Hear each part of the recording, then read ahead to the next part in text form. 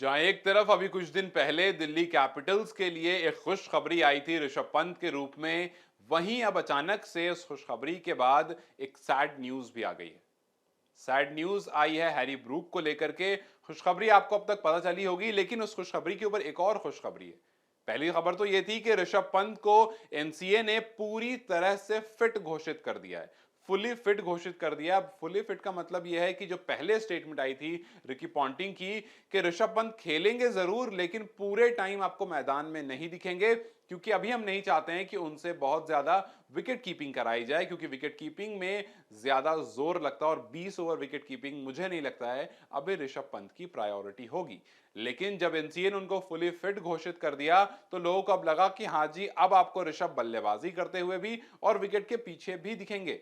अब Ricky Ponting ने भी कह दिया कि फिलहाल जो ऋषभ पंत प्रैक्टिस कर रहे हैं उस प्रैक्टिस में बल्लेबाजी भी कर रहे हैं, फील्डिंग भी कर रहे हैं, और इस पूरे में कहीं पर भी ऐसा नहीं लग रहा है कि ऋषभ पंत अनफिट हैं। अच्छा रिस्पॉन्स कर रहे हैं, उनकी बॉडी अच्छा रिस्पॉन्स कर रही है। अब इस प्रैक्टिस में और उस 20 ओवर के मैच में फर्क जरूर होता है, लेकिन फिलहाल हमें देख करके ऐसा लग रहा है कि ऋषभ पंत जो हैं वो फिट हैं। तो ये तो अच्छी खबर है कि ऋषभ पंत जितना ज्यादा फिट रहेंगे उतनी ज्यादा उनकी अवेलेबिलिटी टीम में होगी। हाँ, हालांकि शुरू के कुछ मैचेस में ये उम्मीद जरूर जताई जा रही है कि ऋषभ पंत आपको बतौर बल्लेबाज दिखेंगे, और हो सकता है जब टीम फील्डिंग कर रही हो तो वो ज्यादा देर फील्ड पर ना रहें। खैर, वो तो वक्त ही बताएगा कि कितना देर वो फील्ड पर स्पेंड करते हैं। लेकिन अब आते हैं, आगे बढ़ते हैं बुरी खबर की तरफ। बुरी खबर यह थी कि हैरी ब्रूक, जिनको हाल ही में 4 करोड़ रुपए में दिल्ली ने खरीदा था, उन्होंने अपना नाम वापस ले लिया है। हैरी ब्रूक जो पिछले साल एसआरएच के साथ थे, एसआरएच ने 13.5 करोड़, मतलब to be accurate 13 crore 25 lakh रुपए खर्च किए थे उन पर, और उन्होंने उस पूरे सीजन में 190 रन बनाए थे। उस 190 रन में एक सेंचुरी भी थी। अब आप सोचिए, पूरे सीजन में एक सेंचुरी आती है और उसके अलावा 90 रन आते हैं ओवरऑल। हालांकि उनकी एक स्टेटमेंट आई थी जिस पर काफी ज्यादा सवाल भी हुए थे, लोगों ने उनको ट्रोल भी किया था। हुआ यह था कि शुरू के कुछ मैचेस में उन्होंने रन स्कोर नहीं करे थे और उसके बाद एक सेंचुरी आई थी, और उन्होंने उसके बाद एक स्टेटमेंट दे दी थी कि ये जो सेंचुरी है ये हर उस इंसान के लिए जो मुझे क्रिटिसाइज कर रहा था, ये उनका मुंह बंद करने के लिए काफी है। लेकिन अब जब वो दिल्ली में 4 करोड़ रुपए में आ गए थे तो दिल्ली के फैंस ये कह रहे थे कि यार गलती हो गई, मतलब ये गलती हो गई, गलत इंसान को ले लिया। पिछली बार भी आकर के कुछ नहीं करा था और इस बार भी न जाने कुछ कर पाएगा या नहीं। हालांकि जिस टाइम पर ऑक्शन हुआ था उस टाइम पर इंडिया और इंग्लैंड की सीरीज स्टार्ट नहीं हुई थी। हैरी ब्रूक का नाम उसमें जरूर था और उम्मीद ये जताई जा रही थी कि जब हैरी ब्रूक इंडिया आएंगे, 5 मैच की टेस्ट सीरीज खेलेंगे, तो वो इंडिया से काफी ज्यादा फ्रेंडली हो जाएंगे, इस एटमॉस्फेयर से, इस लैंड से काफी फ्रेंडली हो जाएंगे, और ये उनको हेल्प करेगा आईपीएल में। लेकिन उन्होंने अपना नाम उस सीरीज से भी वापस ले लिया था, पर्सनल रीजंस बताते हुए।